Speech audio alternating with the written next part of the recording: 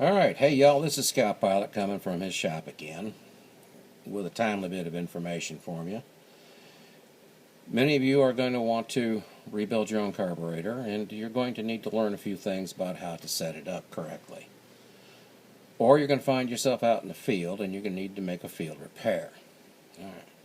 One of the more critical adjustments is the float setting within the bowl cover. Alright. That setting for the WO 636, 539, what have you, as long as it's a WO, needs to be 3/8 of an inch between the float and the bowl cover, measured without the gasket in place. Alright, the tools you're going to need.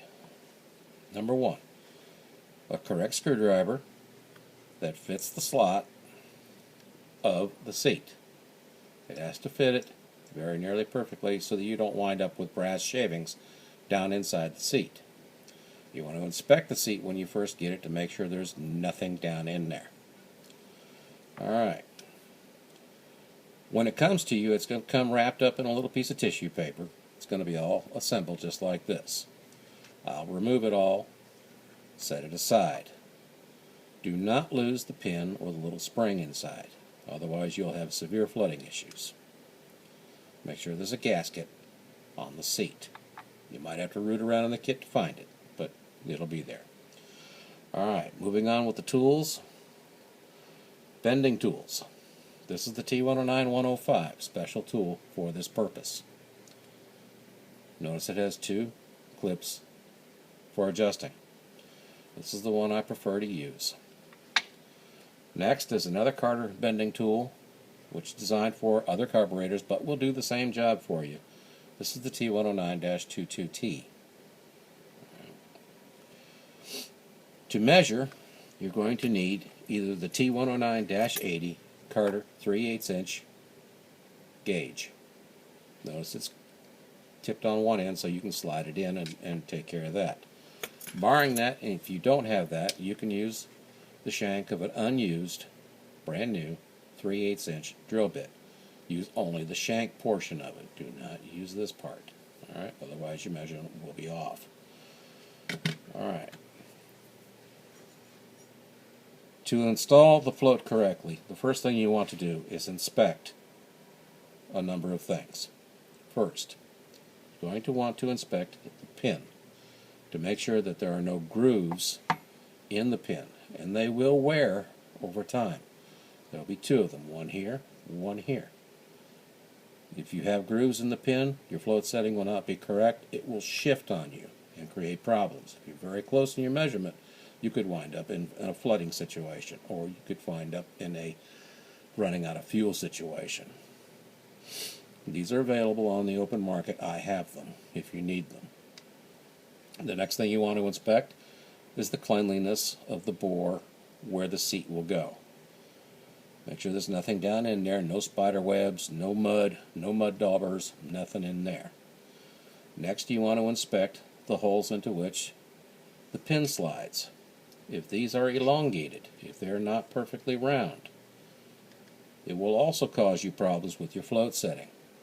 It will not be accurate. It will drift on you. Alright, well let's get started on it then. First thing, install the seat. Start it with your fingers. Catch a first thread or two. Come in with your screwdriver of the appropriate shape and size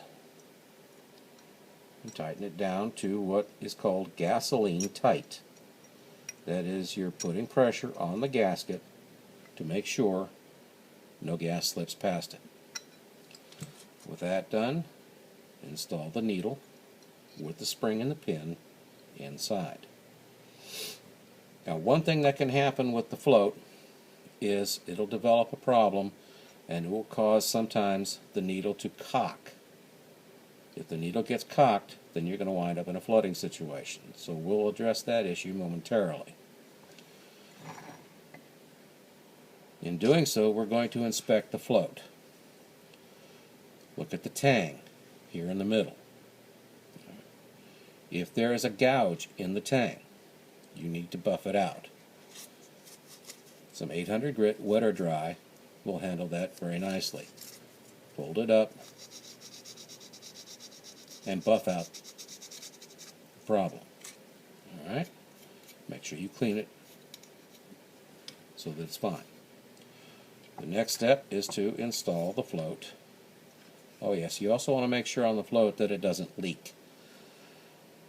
Boil up a pot of water, use a pair of needle nose pliers or a pair of forceps, grip the end here, dip it down in. If you see bubbles rising from it, anywhere, any kind of a stream of bubbles, then the float will leak on you and will fill up with fuel and will settle. And you'll wind up in a flooding situation again. Floats are available on the open market, and if you need any, I have some. Alright, moving right along. We're going to install the pin.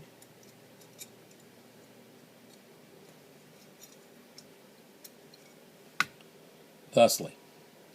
Notice there's no gasket in here because the measurement has to be taken without the gasket. Using my special tool, I'm going to slide in. Let me turn this so you can see it. Resting the gauge on the flat of the bolt cover. You want to make sure that if you see any daylight in there whatsoever, it's minimal. In other words, just a sliver of light. Alright. Bounce. Check. If there's a gap, you're going to need to adjust it. If the float is too low, it will be resting, and as you move it in, you'll see the float move up and down. You don't want that. Alright, so, seeing that this one is just a little bit too high, I'm going to adjust it. Remove the pin. Take your bending tool. Now, please do not use needle nose pliers to bend this. You'll score it, you'll change the setting. You might even break it. Alright, so what we're going to do is we're going to put the tool on the tang, so, and we're going to give it a slight pull up. Now notice I'm not bending this part, I'm holding this part, and I made a minor adjustment. Now sometimes this can get exasperating, and it may take you 3, 4, 5, maybe a dozen times to get it right. But be patient, you'll get there eventually. Alright, we'll put this in. We'll take another measurement. We'll check the gauge. Alright, there you go. That is doggone near perfect. There's only a sliver of light showing. Bounce it again. And check it again. And you'll see that it's doggone near perfect.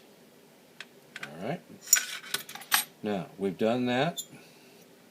The next thing that we're going to do is, after laying the tool aside, we're going to make sure that when it is closed,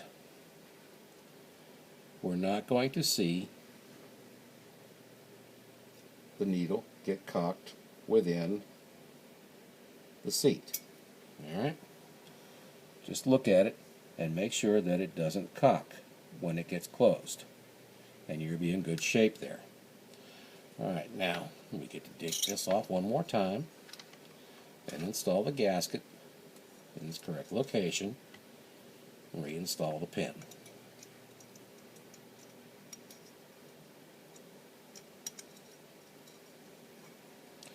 Alright, if you have any questions, you know how to get in touch with me and we can help you. Alright? Alright, thank you very much for watching.